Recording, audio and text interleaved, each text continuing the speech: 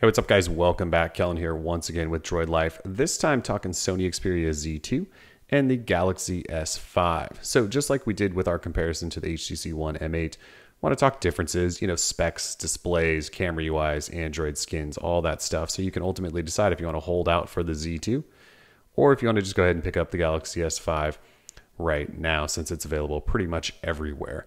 But let's start first with specs. So displays on the Galaxy S5, you have a 5.1 inch Super AMOLED Full HD display. The Z2, you have a 5.2 inch LCD Full HD display. So big differences there, which we'll get to in a minute. You also have 2 gig of RAM here on the Galaxy S5. You have 3 gig of RAM on the Sony Xperia Z2. In terms of storage, you got 16 gig internal in the Galaxy S5, but it also does hold up to 128 gigabyte SD cards. On the Z2, same thing, 16 gig internal with support for 128 gigabyte cards under that flap right there. So plenty of storage on both devices. Processor, you have a 2.5 gigahertz Qualcomm Snapdragon 801 in the Galaxy S5. You have a 2.3 gigahertz Qualcomm Snapdragon 801 in the Z2. So slight difference there. They are slightly different processors, but essentially the same thing. You just have a little bit higher clock speed on the Galaxy S5. So if we flip these over though, and let's talk back, you have a 16 megapixel camera in the Galaxy S5. You have a 20.7 megapixel camera in the Z2. So a little bit different, little difference there. You also have a heart rate sensor in the Galaxy S5, first device with one of those. Clearly, you do not have one of those with the Z2. Battery, you have a 2800 milliamp hour battery in the S5, which is removable. You have a 3200 milliamp hour in the Z2, and it is a beast, let me tell you. If we take a little tour, you do have a lock switch on this right side of the Galaxy S5. That's it. On the Z2, you have everything. You have power, you have volume, you have your micro SD slot, and you even have a physical camera button. So a little bit different design ideas there. If we flip to this left side, you do have your volume rocker for the Galaxy S5. And then you have a SIM tray and power micro USB port along with a sort of pin setup for your dock on the Z2. Up top, they each have headphone jacks and microphones, and then you do have an IR blaster on the top of the S5 as well. If we flip it over to the bottom, you have microphones on the Z2, and then you have your micro USB 3.0 port on the S5 under this flap right here.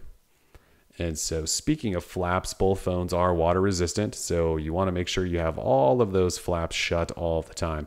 And trust me, they will remind you every time you charge or pull a card in or out or something like that. They're going to remind you to close those bad boys back up, because if they're not closed up properly, you're definitely going to run into water issues should you deal with water in your phone. You guys know what I'm saying? So yeah, both water resistant. And let's actually take the back off the Galaxy S5 so you can see. So removable back, removable battery. So you could put in a bigger battery, a new battery, change the back covers. It's also where your micro SD card goes and your SIM. So again, you really, really want to cinch these up. On the front, I forgot to mention this, but front camera, you have 2.1 megapixel on the Galaxy S5, 2.2 megapixel on the Sony Xperia Z2. If I give you some light here on the displays, you see we got a button arrangement difference. Galaxy S5 has a physical home button, which is also a fingerprint scanner, and then capacitive back and multitasking. On the Z2, you have on-screen buttons. So home, multitasking, back, sort of your traditional layout. Now, there are a group of people who argue that if on-screen buttons take up precious screen real estate, you can sort of see their argument here with these next to each other. So there's a whole row down there taken up by buttons on the screen of the Z2, whereas the buttons are off screen on the Galaxy S5. So you're just sort of seeing more stuff there. If we want to talk just in terms of general feel, the Galaxy S5 feels like a Samsung plastic made device. It doesn't really feel premium. The Z2 does feel pretty premium, actually. It feels really nicely built. It is a little sharp. It is a little edgy. It's a little squared off. So it's not the most comfortable phone, but in terms of just appearance and overall feel, it definitely feels a little bit better. And anything's better than this faux metallic thingy that Samsung put around their device. I would imagine you would all would agree with that. But yeah, just overall, Xperia Z2 just feels more premium. Not quite as premium as the HTC One M8, but it's getting up there. All right, so if we talk displays, again, you have an AMOLED Full HD in the Galaxy S5, and you have an LCD Full HD on the Z2. So DisplayMate called the Galaxy S5's display the best they'd ever seen on a mobile device, and I would tend to agree with them on that. It is fantastic to look at. Viewing angles, colors, everything just beats out every other device. So if we sort of do this faux viewing angle test, you can see both are definitely holding those angles well. But Samsung's is definitely brighter, and both of these are cranked up to full brightness, by the way, and the AMOLED on the Galaxy S5 just gets crazy bright.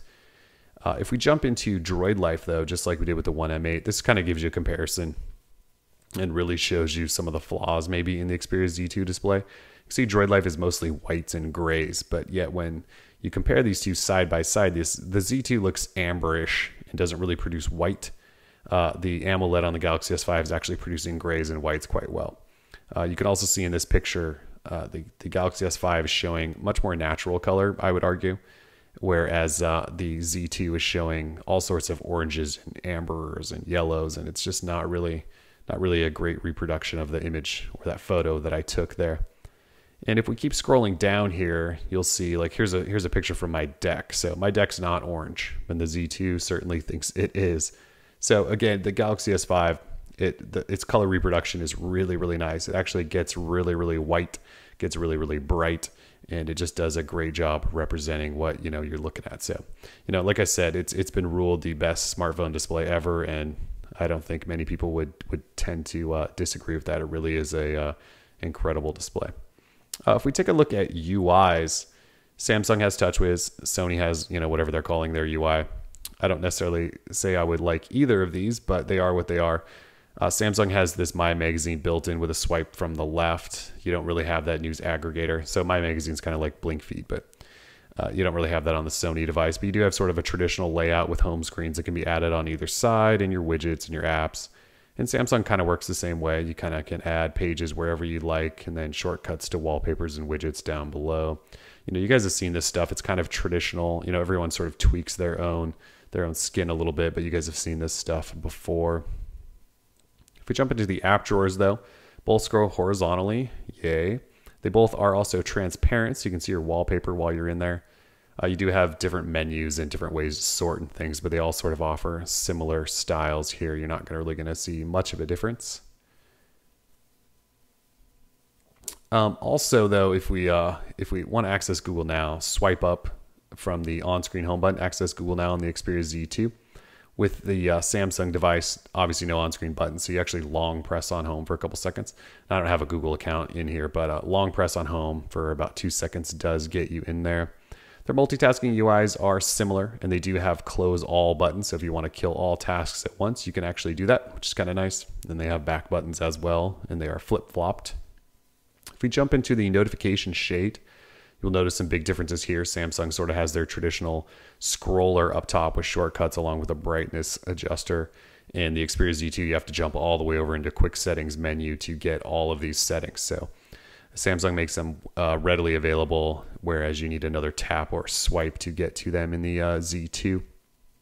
But plenty of options there. If we jump into settings, you'll see the difference in layouts here. So Sony kind of goes with a traditional layout. They've just skinned it, whereas Samsung, who knows what they're doing with their settings menu. I believe they have almost 40 settings options in here, and it's just so overwhelming. I don't know how anyone can navigate it. We'll show you, though, that both phones are running 4.4.2. So just like in our previous comparisons, we have two phones once again that are running the newest version of Android, which is nice and something we definitely appreciate. Oh, and let's jump back in there and talk battery for a second. So again, I mentioned this in my One M8 video, but the power management on the Z2 is phenomenal. So, over the weekend, I think I charged the device once. It has stamina mode and low battery modes and things like that. But you'll see here, I unplugged, over 16 hours ago, and I still have 61% left. That was only an hour and a half of screen on time. So it's not like I've really been hammering on it, but over the weekend, I had trouble killing this device. It just lasted forever. The Galaxy S5, on the other hand, I haven't necessarily seen amazing battery life. I mean, it's been average. It's not bad by any means, but it's just not like this Z2. This Z2 is something else. Really is a powerful device with great battery. Let's jump into the camera then before we wrap up here. So their camera UIs are quite similar. actually. You have shutter buttons and video buttons and gallery shortcuts and mode buttons and settings buttons. It's all kind of in the same place, maybe flip-flopped here or there, but for the most part, really, really identical. If we jump into modes, you will notice that Sony does have many more modes in their mode button. Samsung has a few, and they actually ask that you download more if you want to add to it. I think they're trying to cut back a little bit because they overwhelmed everyone with the S4 and Note 3. They both have options for blurring backgrounds after you take photos and things like that. They're really similar in terms of what they can do with panorama modes and things like that. So both cameras, definitely capable cameras. Their settings menus, Sony's isn't quite as overwhelming. It's actually separated into camera, video, and settings, whereas Samsung just threw in as many buttons as they could into their menu. So it's, again, I prefer Sony's way of doing things, but this is what Samsung does, and they've been successful at it. If we want to talk just shutter speed in general, you'll see here that, when you just press the two, even remotely close to the same time, the Samsung device just takes snapshots so quickly, whereas the Z2 has to think and then process and then snap. And obviously there's nothing to focus on here, so it's just taking blank pictures, but Galaxy S5 is just so much faster than the Z2. And, we'll have photo results later so you can compare this to the HTC One M8 and the Galaxy S5. But as you can see, the camera speed's much faster on the One M8 and the Galaxy S5 than the Z2. So anyways, that's just been kind of a quick comparison here. Between these two, I would prefer probably the Z2. Between the three, I would probably lean towards the HTC One M8 at this point, just because it feels better in hand. And the camera is a little bit faster, and I actually prefer HTC's UI over all three of these. But overall, really great phone so far, the Z2. We'll have more in our full review up shortly, so if you have questions, be sure to drop those below. For now, though, we are Droid Life, and we're out. Peace.